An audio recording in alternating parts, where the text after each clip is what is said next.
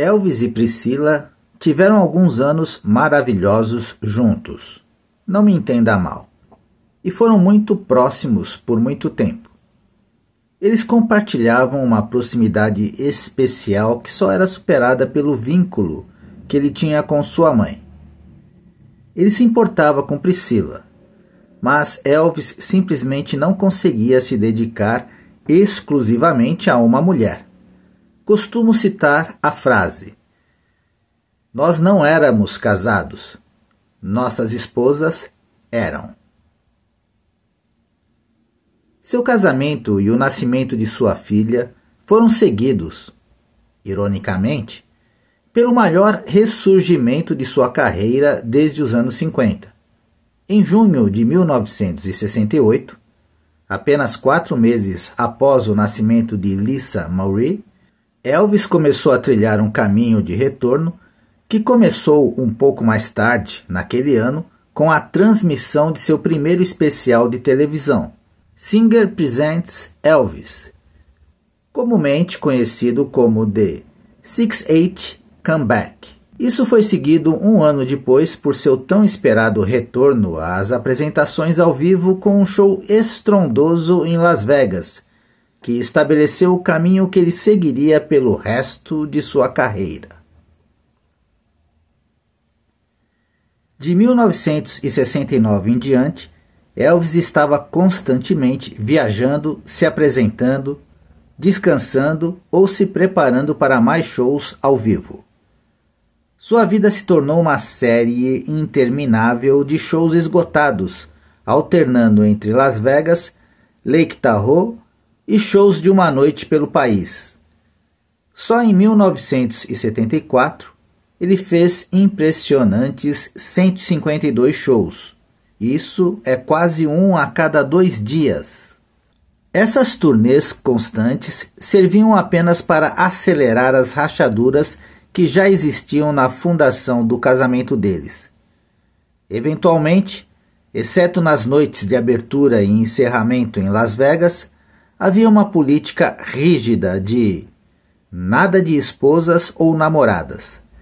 Priscila e Lisa Marie acabaram passando a maior parte do tempo em Graceland, na companhia da prima de Elvis, Patsy, da esposa de Billy Smith, Joe, da avó ou do pai de Elvis e da sua segunda esposa, Dee Stanley. Ela fez aulas de dança e balé para preencher o vazio e ocupar seu tempo. Tínhamos que sentir pena de Priscila. Ela esperou 8 longos anos para que Elvis se estabelecesse com ela e, um ano depois que seus sonhos esperançosos finalmente se tornaram realidade, ela foi deixada sozinha mais uma vez. Desta vez, com a responsabilidade adicional de criar um filho. Na época em que se casaram, em maio de 1967, Elvis estava entediado e sua carreira estava estagnada há anos. Desde a chegada dos Beatles e a consequente invasão britânica da América em 1964, ele estava em uma espiral criativa, produzindo vários filmes medíocres por ano. A maioria de seus lançamentos de discos eram as músicas incluídas nas trilhas sonoras de filmes. Ele havia deixado de ser relevante para a cena do rock contemporâneo. Sua criatividade e capacidade de inovação foram sufocadas pelos limites dos parâmetros contratuais dos estúdios de cinema que o mantinham na tela grande. Mas, fora dos palcos ao vivo, ele perdeu completamente o contato com seu público. Ele passou a detestar fazer os filmes, mas sempre foi profissional, pontual e fazia exatamente o que lhe pediam. Talvez tivesse sido melhor para sua carreira se ele fosse mais rebelde em relação a projetos que iam contra seu bom senso. Em comparação com as exaustivas turnês de concertos dos anos 70, a agenda de Elvis durante os anos de cinema era consideravelmente mais leve. As filmagens geralmente duravam de 6 a 8 semanas, no máximo. e ele levava apenas alguns dias para gravar as trilhas sonoras. Isso deixava muito tempo livre, mesmo fazendo 3 filmes por ano. Então, durante os anos de Hollywood, 1960 a 1968, ele ainda conseguia passar uma quantidade significativa de tempo em Memphis com Priscila.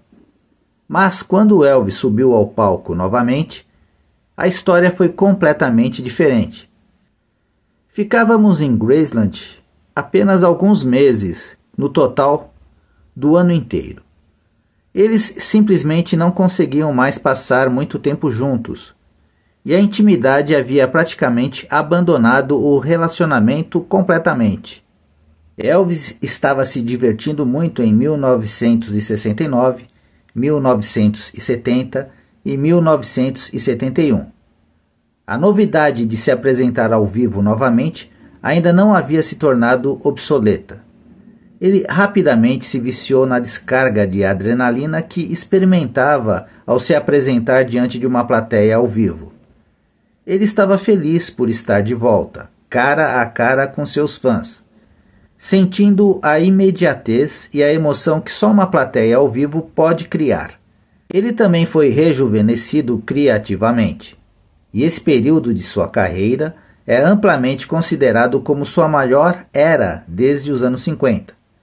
Ele até começou a ter discos de sucesso novamente, algo que não acontecia há alguns anos, mas, à medida que esse novo foco de carreira se consolidava, com toda essa atividade constante girando em torno dele, ele estava mais propenso a negligenciar Priscila do que nunca.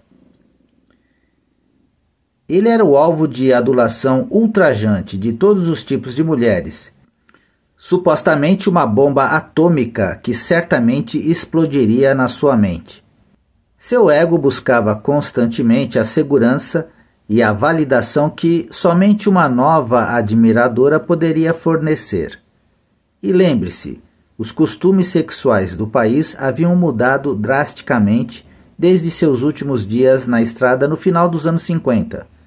Agora vivíamos em uma cultura muito mais liberal e hedonista, os vibrantes anos 70.